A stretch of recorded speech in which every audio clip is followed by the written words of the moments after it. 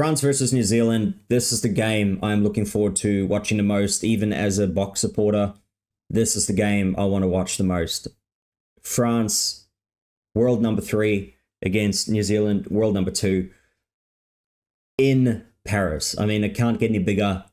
The replay again of the first game of the World Cup, where France gave New Zealand a bit of a toweling, and I think New Zealand won a bit of retribution. I think New Zealand came on this tour with a mindset of aggression and wanting to actually show these teams, we're here to bring the business. We're here for Scotty to bring some support for him.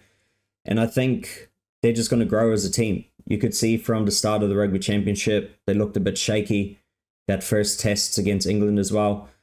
And now to where they are now, I think that Ireland game was really a confidence builder. I think that England game, they were lucky to escape with a win. But I think that Irish game really has now pushed him to the next level. But they come up against the French juggernaut, the big forward pack, the flair that they have. I mean, freaking their forwards, unlike backs nearly with their footwork. I mean, they're just a great team to watch. Do I like them as a team? No. I think they're very much complainers, and they're still crying about the World Cup quarterfinal against the Springboks. But, that's for them to move on. You got to live your life and kind of move on with it. But let's break this game down. France, New Zealand. So Jean-Baptiste Gros is in number 1. Pito, Malvaka, and Tavita Tatafu.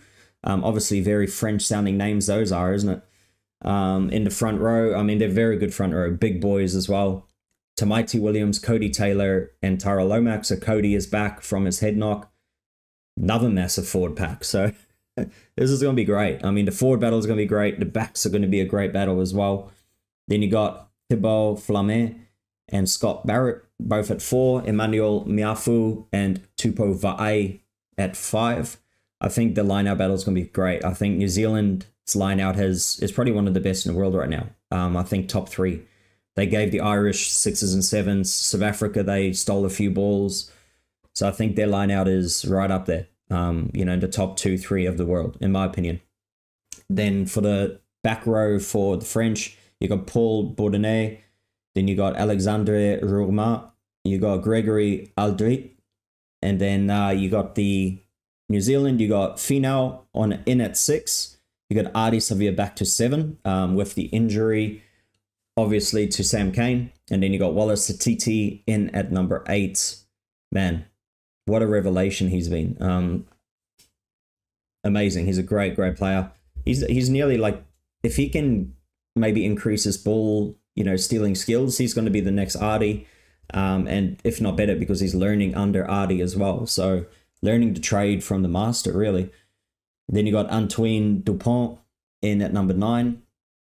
Thomas Ramos up to 10 from fullback. He's usually fullback, so interesting to put him there. Then you got Louis Biarré. He's obviously a very small winger. The little one of the headgear, super snipey, and very hard to tackle, it looks like. Yoram Muefana, Gael Fiku, the normal centre pairing. Gabin Villiers and Romain Burros in at fullback. So I haven't seen too much about Burros, but I've watched only a little bit of highlights of him at club rugby, and he seems like a bit of a live wire. So it'll be interesting to see how he mixes in, if that's going to throw out maybe their backs with Ramos coming in at 10. So it'll be interesting to see how that goes. And I believe the number 10, man, his name is really evading me at the moment. He obviously filled in at the World Cup. And he was pretty much the first number 10. He's been dropped down to the bench, but now he's actually had a bit of a strike. Obviously, because he's been dropped to the bench, he's now taking a stance and saying, it's not right that he's been dropped down the pecking order. How's that going to go over? I mean, could you imagine if I got dropped from my team and someone says, you're going to the bench, your performances haven't been very good, so we're bringing in the fullback into 10. You probably wouldn't go, oh no, I'm not happy about this, I'm going to protest this. Instead, you'd go, all right, I've got to work harder, bring the results back, and move on. It's the wildest thing to me, and it really just epitomizes the French rugby team, doesn't it? Too many personalities and not enough caring about the team, just in my opinion. Number 9, Cam Roigard getting the start. I like that. I really, really like that. I rate him. He's been killing it for the Hurricanes. Every game he's gotten for the ABs, he's been playing really good. Cam Roigard, man, he's going to be one to watch. He'll probably score a try too if the ABs get over. Bowden Barrett back in at 10. Big choice there after McKenzie's great game. Caleb Clark in at 11. Geordie Barrett, Rico Ioane, Sevu Reece in on the right wing.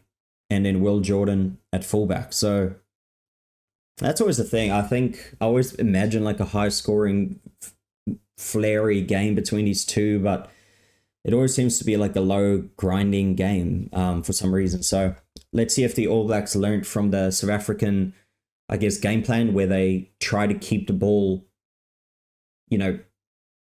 try to make those forwards run at you, have to tackle you, the big boys in the front row, because that's the game plan. Obviously, kick it down, never really have to get them out of the third. If you ever watched that show, the South African rugby show about the World Cups, the name is kind of evading my mind at the moment, but if you ever do get to watch it, you'll see that the tactics that Rusty changed because he realized that their front row hardly does any tackling, hardly ever does any running on defense. So let's see if New Zealand can learn from that. On the bench for the French, Julien Marchand, Rida Wadi, George-Henri Colombe, Michael Guélard, Romain Taufifino, Charles Olivon, Lolan Le Garec, Emilien Gaileton, fire out, and the French names are tough.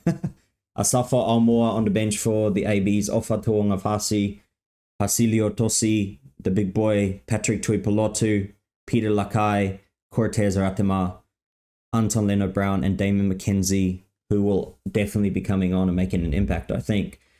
So benches, there's no real one bench is better than the other, I think. I think maybe a bit more experience in the All Blacks one. Tuipulotu, he's made a big comeback. After captaining the team against Japan, he's really put his hand up and really shown the reason why he was picked. Big boy, bruising man, good runs and offloading as well. And Cortez Ratama back on the bench. I wonder if there's a reasoning behind it, but I think Roigard's kicking is a bit better. And I also think he gets the ball out a bit quicker as well. You looked at that Irish game, Cortez Ratama kind of got really caught in the ruck a few times. He dropped a couple of balls. So I think he's dropped Ratama just to kind of show him, we need you at your best. Same thing happened against South Africa and Scotland. The European teams really know how to upset that ruck most of the time as well. So it's very smart from them. Now I want to go through the quick results here for the last few games for French. The first game for quite a few months against Japan was 52-12 win. Argentina beat France. Obviously, this is the French B/C team because they never send their top teams on their tours, which is very frustrating, but lost to Argentina 33-25, beat Uruguay 43-28, and beat Argentina in the first test there was 28-13. And then their Six Nations form was beat England 33-31, beat Wales 45-24, drew with Italy, where Italy should have won the game, but it hit the post right on the last play. France beat Scotland 2016 and got smoked by Ireland 38-17. And World Cup quarterfinal 29-28 loss. Sorry to all the French people watching. But that's, I think, what I've noticed yet again about these Northern Hemisphere, Southern Hemisphere teams is one is very much celebrating every single little penalty, and the other one's only celebrating when they win the game. So I'm not going to say which is which, but I'm pretty sure we all know which is which. Now, the prediction for this game, I think, it's going to be a close game. I think it's going to be a close game. It could be, I think France are going to win. I think France win by 1 point. I think maybe 28-27, maybe even 29-28, something. I think it'll be a fairly high-scoring game.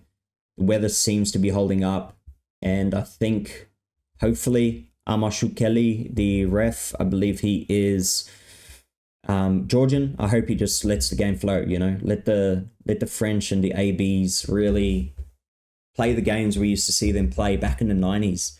Just that flair, passing the ball, offload, just don't pull it up all the time like the ref for the Ireland and Argentina game, Mr. Williams. Just let it flow. You don't need to ping every small little thing all the time, and play the advantages. That's one thing that annoyed me is I think many times I've seen Argentina with an advantage, and then they'll do 2 passes and they're not getting tackled back 10 meters, but they're not also making a lot of meters, and the ref says advantage over.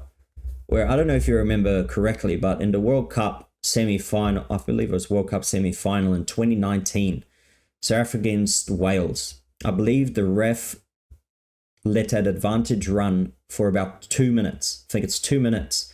The South Africans went and just tackled flat, and the Welsh were just knocking on the door the whole time. It was a very, very good game, but go back and watch that part of it if you are a Box supporter or a Welsh supporter, because that was just some great bit of rugby by both sides. The attack looked great, the defense was great, but yeah, it was about 2 minutes. And, the Welsh team even went back 15 meters, for example. It went from the left side of the field to the right side of the field. So I think it's, they need to find a middle ground. They need to go, all right, we're playing advantage for only 3 or 4 whatever rucks, which will speed up the game a little bit. Or you got to say, we're going to let them play unless they lose 5 or more meters, or they gain, 15 or more meters, whatever it might be. That's the only thing about, I believe, the World Rugby rules and laws is it's too open for interpretation, right? So one ref can do it this way, one ref can do it that way, where I think there needs to be some sort of guideline. How they brought in the 5-second ruck rule, use the ball, number 9, and then 2 seconds, and then, hand it, then it's obviously a scrum for the other team. So, yeah, interesting. Hopefully it lets it flow. It'll be a sold-out crowd. It'll be a great game. I can't wait to watch it. Really can't wait. But anyway, I'll end on that. Prediction, 28-27 to France. A very, very close game. I think maybe a missed kick by Bodie, or just to even, I guess, really push the button, or a missed kick from Damien McKenzie. But yeah, it'd be a great game to watch. Great spectacle. Players to watch in this game for me is Will Jordan at fullback for the ABs. Obviously, Thomas Ramos, his first start at 10 for France. It'll be interesting how he goes. Very interesting. That could throw the things off. Obviously, Antoine Dupont is also the other one to watch. Wallace at TT, obviously for New Zealand to watch. And the last one, which he's freaking pops up everywhere on the wing, scores tries, that Piotr Mowaka. He puts teams in 6s and 7s. That he just appears out of nowhere, and he's got footwork, and he's agile, and he's still a fairly big boy. So those are the few players to watch. Let me know your predictions below. I can't wait to watch it.